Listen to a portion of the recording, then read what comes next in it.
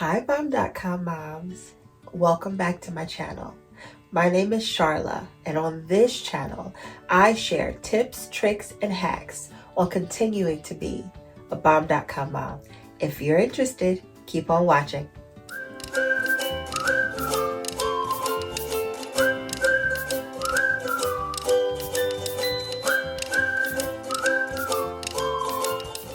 Today I would like to talk to you about tantrums, how to stop them in their tracks, or how to avoid them altogether.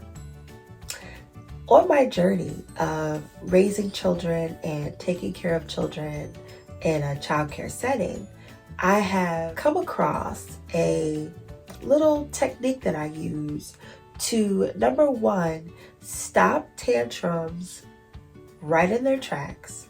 And number two, how to create an environment where you rarely, if ever, run into tantrums from your children. It's a little acronym that I created, and it's called ACT UP. ACTUP. We know that when a child is having a tantrum, they're just very unhappy. They want what they want, when they want it, how they want it. And whatever is happening at the moment, they don't feel that their needs are getting met. So they are about to communicate to you in the best way that they know how, exactly what they want and how they feel about not getting it. That is what we're going to call a tantrum. It can include crying, screaming, yelling, name calling, throwing your body on the floor, you name it. Little people might just do it. Well, I have figured out a little trick that I like to use to get children to stop having tantrums. ACT, letter A. The first thing that you can do when your child is having a tantrum is to acknowledge and affirm what they are communicating. For example, little Johnny might be in the store and he really wants a bag of chips. Well, you know that little Johnny has to go and eat dinner and he's not about to get a bag of chips. But he really wants those chips and he feels like you just don't understand because all you said was no. So you say, hey little Johnny, I understand that you want these chips. And I understand that me saying no has bothered you. But here's the deal, Johnny. You're about to eat dinner. And I do not want you to spoil your dinner. So that's the reason that I'm not going to get you these chips right now. That's acknowledging and affirming that there is a real problem. Next step, letter C. Console and change course. So you know what, little Johnny? I really don't like that you're sad about this. How about we do this? If I get you the bag of chips, I'll let you have it tomorrow for snack.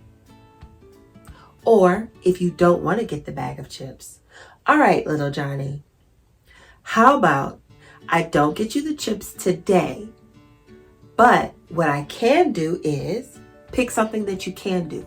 Pick something that you're willing to do. Let's just say you are already about to buy some ice cream, right? You can say to your child, well, I'm not going to buy you these chips, but what I did do was buy some ice cream for the family. Maybe you can have that for a treat after you eat dinner. Or you could say, you know, I really don't buy chips. That's not something that we eat.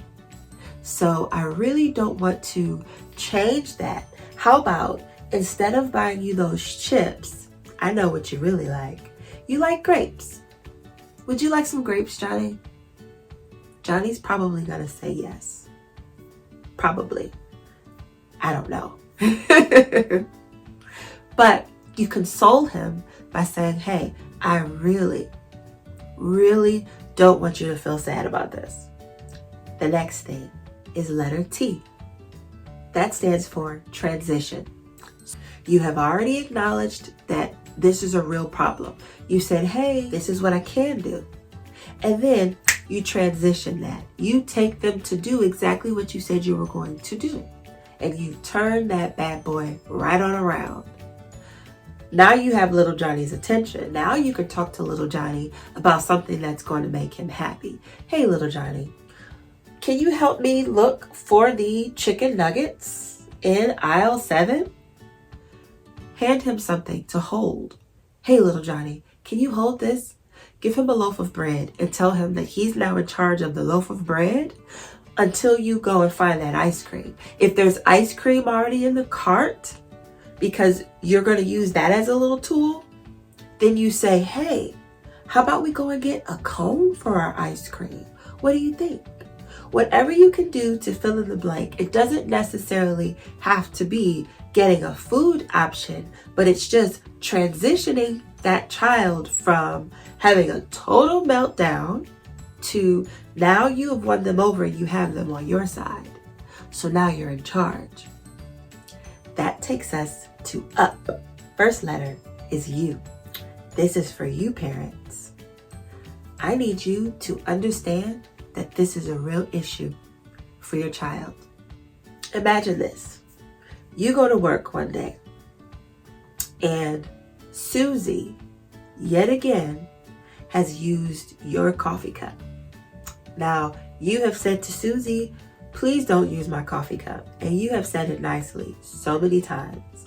And for some reason, she just keeps on using your coffee cup. Well, see, now you're pissed off.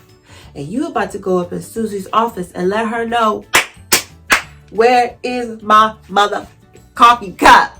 I'm tired of you, Susie. I've been nice and I'm tired of your shit. So now you have to go into Susie's office and say, excuse me, Susie, where's my coffee cup? Ma'am. Now, because it's work, it's taking everything in you not to take that coffee cup off of her desk and pour it on her ugly face because we're tired of her mess. But we don't do that now, do we? Because we have learned that we can't necessarily have tantrums. But imagine how many of us have done that. Poured that coffee right on Susie's face. Forget Susie. I keep telling her to stop using my cup. She seems like she can't follow directions. Maybe this coffee will help wake her up. I don't know. But what I am saying is, for you, that's a real issue, right? Well, your coworkers are looking over at you and they're like, I don't know why Tammy keeps complaining about this here coffee cup. There's a 50 million coffee cups in that kitchen. Why can't she just go and get herself another coffee cup? Well, why would I want to go and get myself another coffee cup, Rebecca? I already have a coffee cup. It's mine. It has a letter T on it for Tammy. And Susie keeps walking her little funky tail in the kitchen and stealing my cup. And I am tired of it. I have said it 5 times. That was just this month, Rebecca. But for some reason, Susie isn't listening. I digress. Obviously, I'm Tammy in that scenario, but I digress. What I'm saying is, Rebecca thinks it's not that big a deal, so now you're mad at Rebecca. You don't feel heard. You don't feel seen. You don't feel vindicated. You definitely don't feel consoled. You don't feel respected. And it's taking everything in you not to pour that coffee on Rebecca's paperwork because she's on your nerves now too. We don't have tantrums as adults. We may speak about how we feel, we may talk about it, but realistically, how are we feeling on the inside, right? But at this age, we have a lot of self-control. So we are able to walk over to Susie and say, hey, Susie, maybe it's just a mistake. And maybe you just don't know that this cup with the T on it for Tammy is mine. Maybe you just don't know. But I'm just going to say, hey, please, Susie, can you stop using my cup? That's what I'm going to be able to communicate now. Well, children can't communicate that. So when you decide, albeit for great reasons because we are parents and we know better, but when you decide to not give a child something and not fulfill their needs, it is so serious to them.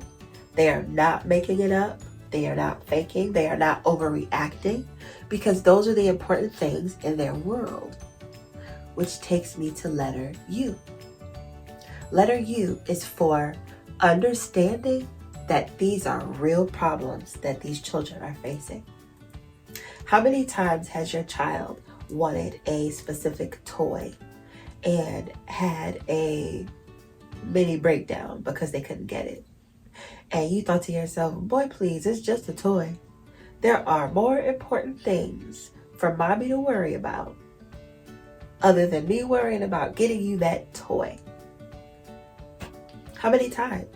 How many times has your child cried about something or fussed about something and you thought, boy, girl, it's nothing. It's not important. It's just a bag of chips. It's just transitioning to a new activity. It shouldn't be this much of a problem. But to them, in their tiny little world, the entire world is collapsing, and you just took their coffee cup with the letter T on it just for them. So letter U stands for understanding that these are real problems. The next letter is letter P. Letter P is don't panic and push forward. Many times when our children have these tantrums, we can feel, number one, guilty and want to just cave and give the child whatever they want. That's not valuable for them, because that's teaching them that all they have to do is scream and cry, and then they're going to get whatever they want. And so now you're instilling that in them. And where do you think these adults come from who have tantrums in the grocery store?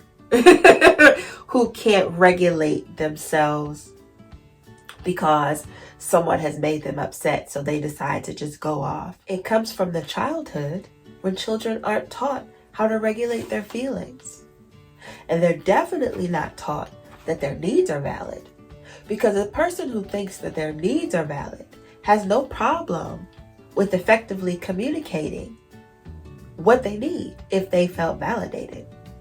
I know that tantrums can be very stressful, but I don't want you to get stressed when your child has a tantrum. Do you know why? If you look at it this way, a tantrum is nothing but a child's way of communicating, because they don't have a better way to communicate yet. Don't panic. It's not the end of the world. All you have to do is act up. So let's go over this scenario one more time. A, acknowledge and affirm that there really is a problem. C, console the child, change the course. T, transition that situation, turn it right on around. U, understand that for the child, this is a real problem. And P, don't panic. It is okay. Children have tantrums. It is perfectly normal.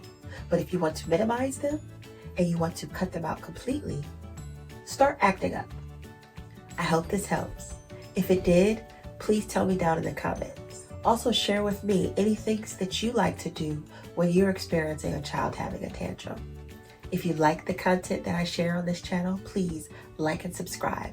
I come at you every single week with new tips, tricks, and hacks on how to continue to be a bomb.com mom.